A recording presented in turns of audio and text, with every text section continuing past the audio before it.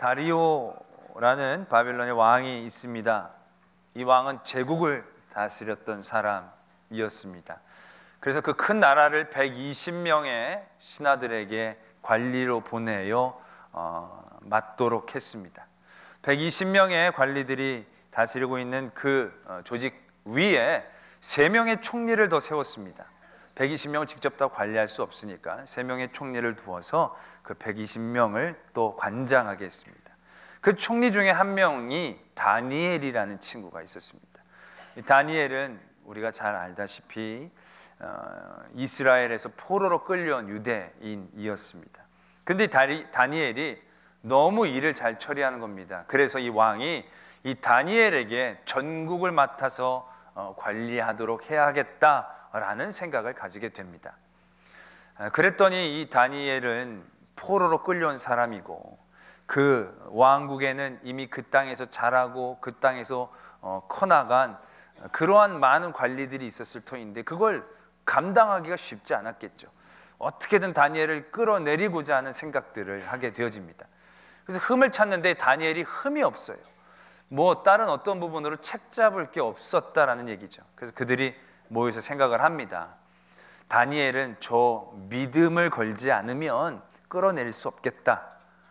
그래서 그들이 생각해낸 것이 30일이라는 시간 동안에 왕에게만 기도하고 왕에게만 경배를 하도록, 다른 신에게 기도하거나 간구하면 사자굴에 집어넣는 법을 만들게 되어집니다.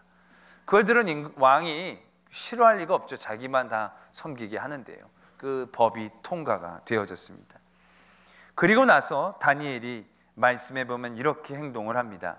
다니엘이 이 조서에 왕의 도장이 찍힌 것을 알고도 자기 집에 돌아가서는 윗방에 올라가 예루살렘으로 향한 창문을 열고 전에 하던 대로 하루 3번씩 무릎을 꿇고 기도하며 그의 하나님께 감사하였더라 라는 성경의 증거가 있습니다. 이 다니엘의 감사의 모습, 이것이 오늘 하나님께서 우리에게 원하시는 감사의 모습이다라는 것입니다. 우리의 감사는 대부분 상황과 환경 가운데에서 나타나게 되어집니다. 뭐라도 조금 나에게 좋은 것이 있어야 그게 감사의 제목이 되고 이유가 되어진다라는 것입니다. 그러나 오늘 이 다니엘의 모습은 그런 상황과 환경 가운데에서 이루어지는 감사가 아니다라는 것입니다. 그의 지금 상황은 굉장히 급박합니다. 그를 미워하고 그를 끌어내리려고 하는 사람들의 계획이 통과되어지고 그는 굉장히 위험한 가운데 처하게 된다는 것이죠. 그가 지금 기도를 한다는 것, 문을 열고 기도를 한다는 것은 죽겠다라는 뜻입니다.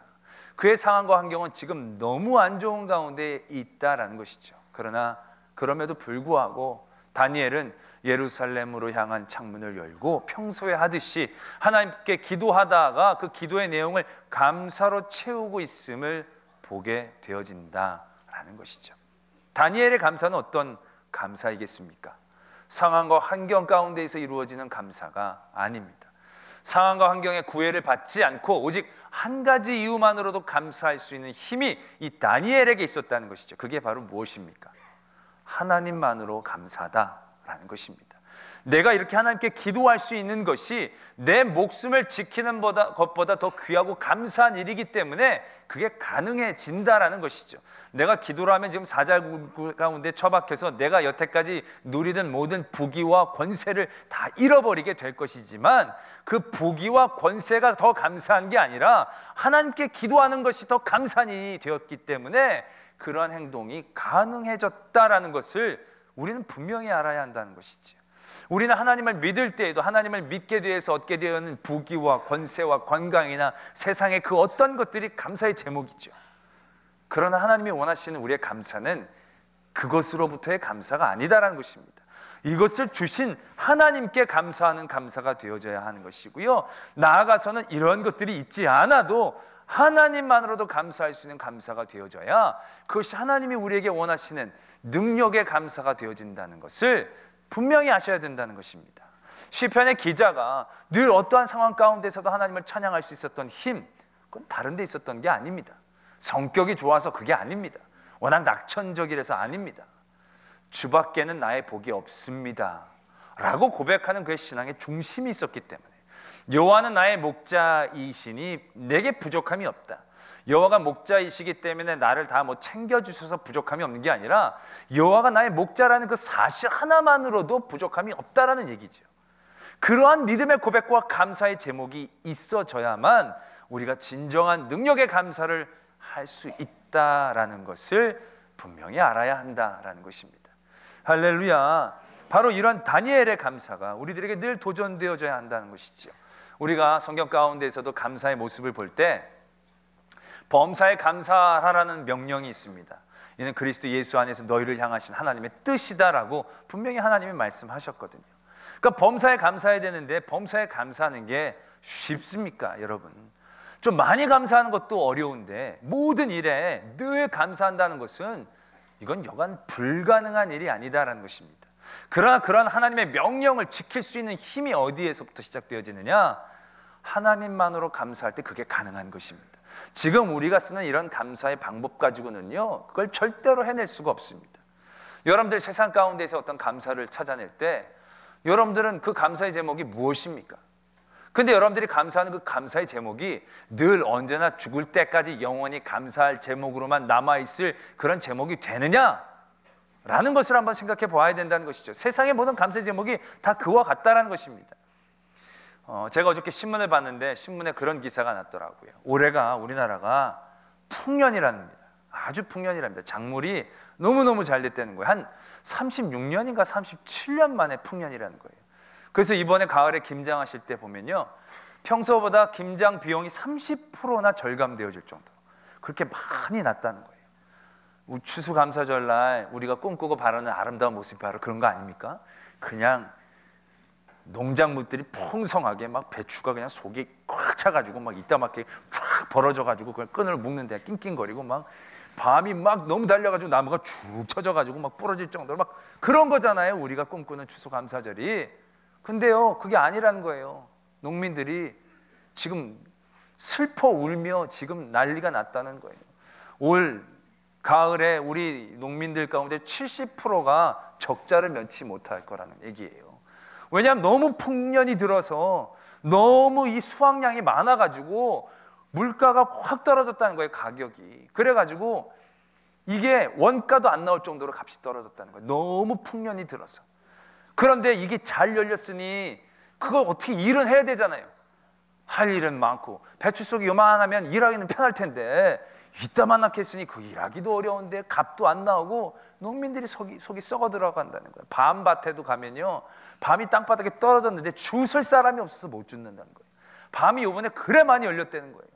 그런데 주술 사람이 없어가지고 밤이 그냥, 그러니까 밤이 썩어나가는 걸 본 주인의 마음들이 얼마나 아프게, 주워봐야 인건비도 안 나오니까 주술 수도 없고, 그렇다고 썩기 전에 그게 너무 아깝고. 풍년이면 무조건 좋은 거 아니에요? 풍년인데 기분이, 벌써 풍년이면 기분이 좋잖아요. 근데 세상이 그렇지 않다는 거예요. 그 기사의 제목이 아마 풍년의 역설인가? 그렇더라고요. 세상의 모습이 이와 같다라는 것입니다. 무조건 많이 열리면 좋은 것 같지만 많이 열리는 게 언제나 늘 항상 좋은 건 아니다라는 사실을 알아야 한다는 것이죠. 이 세상 가운데 어떤 상황과 환경의 조건 가운데 늘 그것만 가지면 늘 좋고 언제나 변함없이 행복할 감사의 제목이 될 수 있는 게 무엇이 있습니까? 돈이 많으면요? 여러분들 돈이 많아가지고 늘 감사한 사람들도 있지만 그 돈 때문에 늘 감사하지 못하는 분들도 많이 봤어요. 돈이 많은데도 돈 때문에 늘 걱정하고 근심하는 거예요. 돈 때문에 늘 마음 아파하는 거예요. 돈 때문에 늘 감사하지 못하고 전전긍긍하는 거예요. 건강함이 있으면, 건강하면 늘 감사의 제목이 되겠죠. 그러나 안 그래요. 저건 힘이 남아 돌아가서 저런다, 뭐 이런 얘기를 듣는 분들도 많이 있어요. 몸이라도 아프면 별짓 안 할 텐데 건강이 남아 돌아가니까 별짓을 다 하고 다니면서 차라리 아파 누웠으면 좋겠다라고 생각할 정도의 건강이 있다는 거죠. 그게 어디 감사할 건강이냐는 거죠. 애들이 공부 잘하면 다 좋을 것 같죠. 안 그래요. 공부 잘하는 부모, 공부 잘하는 자녀를 가진 부모들 중에요, 저 자식 저거 공부 좀 못했으면 좋겠다라고 하는 걸 들어본 적이 있어요. 제가 2부 때도 그런 얘기를 했더니 탄식이 나온 거예요. 배부른 소리하고 앉았네, 뭐 그런 표정이다라는 얘기죠. 근데 정말로 그래야 공부 잘하는 자식들이 잘난 맛만 알고 자식 맛이 안 난다는 거예요. 차갑고 냉정하고 부모 머리 꼭대기에 올라가가지고 자식 같은 느낌이 안 들어가지고 영 별로라는 거예요. 저도 처음에 그런 얘기를 들었을 때 에휴 진짜 복에 겨워서 저러시지라는 생각을 해봤는데 그분의 얘기를 쭉 들으니까 그게 이해가 되는 거예요. 그분이 그 얘기까지 하더라고요. 내가 이런 얘기하면 딴 데 가서 이 얘기하면 맞는다고, 돌 맞는다고. 그렇지만 너무 답답하다고, 진짜라고. 나는 이게 너무너무 우리 애가 좀 그런 게 좀 모자랐으면 좋겠다고. 그렇게 고백하는 사람이 있다는, 여러분들 자식들은 공부를 잘 못하니까 그걸 몰라서 그렇죠. 그걸 해보면 그게 무조건 다 그냥 막 좋은 게 아니다라는 사실을 알아야 한다는 것입니다. 여러분, 뭐가 그렇게 변치 않고 좋은 일이 있을 수 있겠습니까? 큰 집, 이건 뭐 좋은 거 아니라는 거 잘 아시죠? 청소하기만 엄청 힘들고요, 관리비 많이 나고 재산세 많이 나오고요, 좋을 게 없는 게 많아요. 아름다운 외모 좋지요. 그러나 여러분들, 아름다운 사람이 늙어가는 게 더 안타까운 거예요. 차라리 처음부터 늙은 사람들은 늙어가도 괜찮은데 막 동안이었던 사람이 하루아침에 확 늙어버리면 마음이 쓸쓸한 게 뒷맛이 안 좋아요. 안 좋아. 그래도 예뻐 봤으면 좋겠다, 그런 생각을 하시면 안 된다는 거예요. 세상의 모든 일이 이와 같아요. 범사에 감사할 수가 없어요. 세상의 조건과 환경 가운데에서는 그런 게 가능하지가 않아요. 그러나 그 범사에 감사할 수 있는 힘, 방법 딱 한 가지 있다는 거예요. 그게 바로 무엇이냐? 하나님만으로 감사할 수 있어야 된다는 것입니다. 예수 그리스도만으로 감사할 수 있을 때 범사에 감사할 수 있는 능력이 생긴다라는 것입니다. 예수님이 우리와 함께하는 것만으로 감사하고 만족할 수 있을 때 있으면 있는 것으로 감사하고 없으면 또 없는 대로 감사하고 부하면 부한 대로 감사하고 비나면 비난 대로 또한 감사하며 소망함을 가질 수 있는 힘, 세상의 조건 가운데서 있어지는 게 아닙니다. 성품 갖고 되어지는 게 아닙니다. 내 안에 하나님만 계시면 되지. 내가 하나님께 이렇게 큰 은혜를 받았으면 됐지. 주님만이 나를 이렇게 붙잡아 주시는 것이 가장 큰 은혜이지 라는 것으로 감사할 수 있다면 우리는 범사에 감사할 수 있는 능력의 성도가 되어진다라는 것입니다. 할렐루야. 여러분들이 감사의 제목들을 찾을 때 너무 바깥을 찾아보지 마십시오. 여러분들 안에 계신 하나님으로만 감사할 수 있도록 집중하셔야 됩니다. 그리고 그 감사로 회복할 수 있도록 도전해야 합니다. 세상에 덕지덕지 붙은 거짓된 감사들을 내어놓고 진정한 감사를 붙잡을 수 있는 여러분들의 믿음이 되어지기를 소망합니다. 여기까지는 다 잘하는 얘기지요. 성도가 하나님만으로 감사해야 되는 건 맞죠. 그리고 하나님만으로 감사한다고 애를 많이 쓰지요. 그런데 이게 정말로 하나님만으로 내가 감사하는 건지 아닌지 잘 모를 때가 많이 있습니다. 그러지 못하면서도 자기는 하나님만으로 감사한다고 생각하는 사람들도 많이 있습니다. 내가 정말로 하나님만으로 감사하는 삶을 살고 있는가를 알아보기 위해 우리는 어떻게 하면 되는가? 하나님만으로 감사할 수 있는 이 수직적인 관계 가운데의 감사가 집중되어지고 회복되어지면요, 그 감사는요 반드시 수평적인 관계 가운데에서의 영향력으로 나타나야 한다라는 것입니다. 오늘 말씀 가운데 보면요, 그리스도의 평강이 너희 마음을 주장하게 하라. 너희는 평강을 위하여 한 몸으로 부르심을 받았나니 너희는 또한 감사하는 자가 되라라는 말씀이 있습니다. 우리가 주님의 평강을 받고요, 그 평강함으로 하나됨을 이루어야 한다는 것입니다. 우리의 형제 자매들과 수평적인 관계 가운데에서 하나됨을 이루어야 된다라는 것이죠. 그런데 그런 하나됨을 이루기 위하여 우리에게 요구되어지는 것이 바로 무엇이냐? 또한 너희는 감사하는 사람이 되라. 우리가 어떤 사람들과 화평하고 그들과 하나가 되어질 수 있기 위해 우리 안에서 가장 요구되어지는 것이 바로 뭐냐? 하나님만으로 감사할 수 있는 그 감사함의 회복이다라는 것입니다. 이게 무슨 얘기인가? 우리가 마태복음 18장에 이러한 예수님의 비유의 말씀을 기억할 수 있습니다. 1만 달란트 빚진 자가 탕감을 받았습니다. 1만 달란트는요 엄청난 액수입니다. 갚을 수 없는, 셀 수 없는 돈이다라고 얘기해도 과언이 아닐 정도로 얼마나 많은 건지 모릅니다. 주인이 종에게 이렇게 남겨주는 그 달란트 비유 때도 보면 몇 달란트 줍니까? 제일 많이 준 사람한테. 너무 어려운 질문이었죠? 네, 5달란트를 줍니다. 5달란트. 엄청 많이 주는 게 5달란트입니다. 근데 이 사람이 지금 탕감받은 빚은 몇 달란트냐면 1만 달란트라는 거예요. 비교가 안 된다는 거죠. 근데 그걸 탕감을 받았어요. 얼마나 큰 은혜와 감사의 제목을 얻었습니까? 근데 이 사람이 나오다가 100데나리온을 빚진 사람. 100데나리온은 적은 돈은 아니지만 많은 돈도 아니에요. 근데 100데나리온을 빚진 사람을 만나니까 이 사람이 갑자기 욱해가지고 너 왜 내 돈 안 갚냐고 그러면서 끌고 가서 이제 가두어 버렸다는 거죠. 근데 그게 1만 달란트 탕감해준 주인에게 들려져서 다시금 끌려가는 얘기. 나는 너를 용서해줬는데 너는 나를 왜 용서해주지 않느냐. 그런 말씀 가운데에서의 쓰여졌던 비유입니다. 그러나 그 용서하는 이야기의 그 비유는요, 그 이전에 우리 가운데의 중요한 것들을 알게 해준다는 것이죠. 바로 무엇이냐면 1만 달란트 탕감받은 것에 대한 감사와 감격이 우리 안에 얼마나 있느냐 없느냐, 그것이다라는 얘기입니다. 1만 달란트를 탕감받은 사람이 생각해 보십시오. 지금 1만 달란트를 빚졌다는 것은 그 1만 달란트를 써버렸다는 거 아니에요. 얼마나 크게 그 주인의 덕을 보면서 자기가 누려왔어요. 그런데 그 빚을 다 탕감을 받았으니 생각해 볼수록 얼마나 기쁘고 좋은 일이겠어요. 정말로 자다가도 너무너무 기뻐서 깰 만큼의 기쁨과 감사의 제목이 되어져야 한다는 거죠. 근데 그 감각이 없다는 거죠.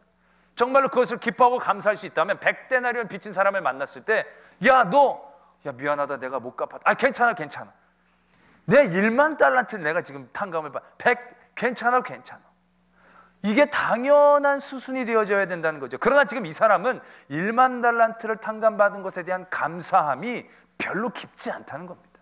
그럴 때 100데나리온 빚진 사람을 봤더니 갑자기 욱해가지고 그걸 끌고 들어간다라는 것이죠. 바로 이것입니다. 우리가 하나님만으로 감사할 수 있다는 것, 그것은 내가 하나님께 받은 은혜의 감사함과 감격함으로 수평적 관계 가운데에서의 넉넉함을 얻을 수 있어야 한다는 것이죠.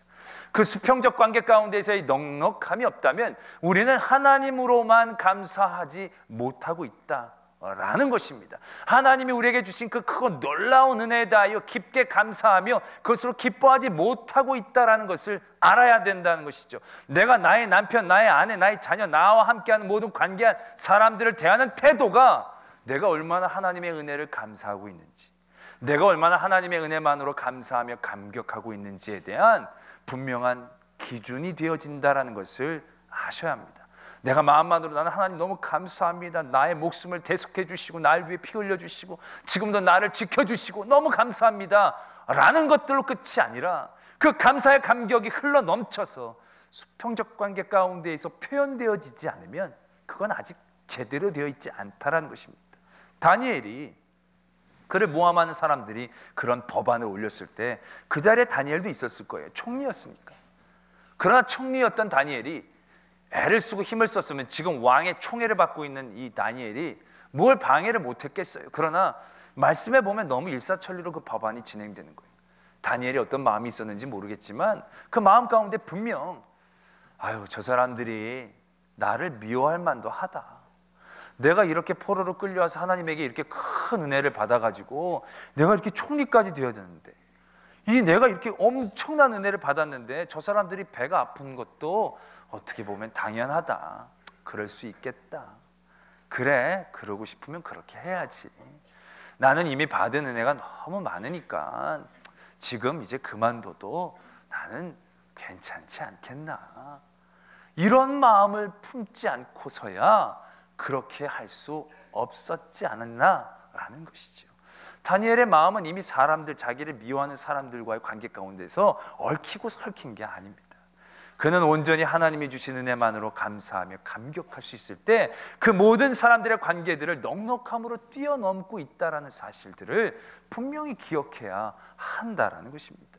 저도 이렇게 막 설교를 하다 보면 조시는 분들을 볼 때가 있습니다.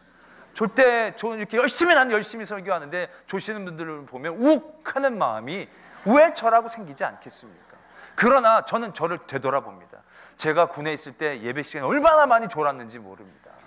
그런데도 불구하고 하나님이 저를 용서해 주시고 이해해 주시고 또 납득해 주시고 그래가지고 내가 지금까지 이 자리에 온 하나님의 크신 은혜를 생각하면 내 앞에서 잠깐 존 사람들에 대하여 얼마나 큰 넉넉함이 생기게 되어지는지 몰라요. 그래도 나는 군대 있을 때 시작 기도할 때부터 자가지고 축도할 때 깰 때도 있었어요. 근데 그분들은 아까 찬양할 때는 안 자더라고요. 그것만으로도 얼마나 나보다 나은 사람인가, 훌륭한 사람인가를 인정하지 않을 수 없다라는 얘기죠. 내가 받은 은혜, 그 은혜를 생각해 본다면 그분들은 100데나리온도 아니에요. 그분들은 1데나리온 정도밖에 나한테 빚진 것도 아니고 살짝 그런 것밖에 아닌데도 거기에 욱해가지고 화 있을진저 막 이러고 막 사탄하면 이거는 아니다라고 생각한다는 거죠. 하나님에 대한 감사 없이 자기에 대한 상황과 환경 가운데만 매이면 그러한 넉넉함이란 절대로 우리가 얻을 수 없다는 거죠. 그럼에도 얼마나 감사한지 몰라. 이 자리에 와서 자는 것만으로도요 너무너무 감사한 거예요. 어떤 분들은 오늘 아침에 일어날 때 졸리다고 안 온다고 하면서 자는 분들도 있는데, 그런 분들에 비하면 그분들은 어떻게든지 이 자리에 와서 자도 여기에서 자니 얼마나 귀하고 아름다운 분들인가 라는 생각들을 설교하면서도 늘 다시금 깨달아요. 그러면서 힘을 얻어요. 맞아, 하나님이 저분 또 인도해 주시고, 이게 하나님을 향한 그 은혜의 감사와 감격의 깊이가 없이는 되어지질 않는 거예요. 뭐 제가 잘한다라고 얘기하는 게 아니라 그러한 방법과 중심들을 우리가 가져야 된다는 것이죠. 그게 없으면 우리는 조금만 나에게 해를 끼쳐도 그걸 참아낼 수가 없어요. 그것이 감사한 제목이 아니라 너무 아프고 힘들고 눈물 나고 막 나로 하여금 다시금 되갚아줘야 되는 일들밖에 되어지지 않는 거예요. 그러나 내가 하나님 앞에 어떻게 했는데, 내가 어떻게 했는데 하나님이 나에게 어떻게 해주셨는데, 내가 하나님 앞에 어떻게 행동하고 하나님의 마음을 어떻게 했는데도 하나님이 지금 나를 이렇게 기뻐해 주시고 나를 이렇게 용납해 주시고 받아주시고 아직도 나를 참아주시고, 그 하나님의 깊이를 생각하고 그 하나님의 은혜에 대한 생각들을 하며 감사하게 되어질 때 나에게 1데나리온 빚진 사람 정도는 아무것도 아닌 거예요. 나의 팔을 잘라내가는 사람이 있다 할지라도 나를 위해 십자가에 달리신 예수 그리스도를 생각하고 그 은혜에 감사하고 감격할 수 있다면 팔 하나 가져가라는 거죠. 다리 하나 가져가라는 거죠. 눈 하나 가져가라는 거죠. 그래도 괜찮다는 거예요. 왜? 내가 받은 은혜는 더 놀라운 은혜이니까. 1만 달란트에다가 100데나리온을 빼봐야 나는 계산하지는 않겠습니다. 엄청나게 아직 받은 게 많으니까. 그 은혜에 감사하며 감격한다면 그 상황에 대하여 넉넉함을 갖지 않을 수 없다는 거죠. 오늘 말씀 가운데 보면 우리가 옆에 있는 사람들과 어떻게 화평할 수 있어요? 평강으로 하나 될 수 있어요. 다른 걸로는 안 돼요. 우리의 마음에 넉넉함 갖고 안 돼요. 감사하는 사람이 되어져야 돼요. 하나님만으로 감사할 수 있는 힘이 있어야 된다는 것이에요. 나를 위해 예수 그리스도를 주신 그 하나님의 은혜의 감사, 지금까지 나를 지켜주신 그 하나님에 대한 은혜에 대한 감사, 하나님만으로의 감사, 그 감사하는 마음이 내 안에 없다면 우리는 절대로 평강의 일들을 이루어낼 수가 없다라는 것이지요. 또한 우리가 평강의 일들을 통하여 늘 내가 하나님만으로 감사해야 되는 나의 믿음을 도전해야 한다라는 것입니다. 그것은 그냥 단순히 하나 되는 것으로만 의미하는 게 아닙니다. 나의 모든 삶들이 예수 그리스도의 이름으로 감사하게 되어지고 예수 그리스도의 이름으로 여호와 니시의 깃발들이 나의 모든 삶 가운데 꽂혀지게 될 때에 그것이 성도들이 누릴 수 있는 진정한 승리이고 기쁨의 자리이다라는 것을 우리가 분명히 알아야 된다라는 것입니다. 할렐루야. 하나님만이 여러분들의 감사의 제목이 되어지기를 바랍니다.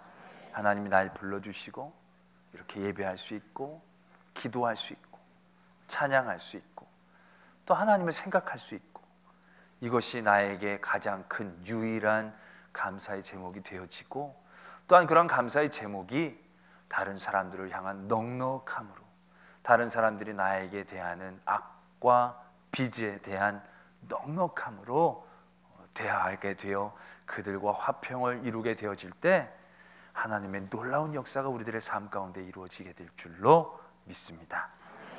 기도하겠습니다.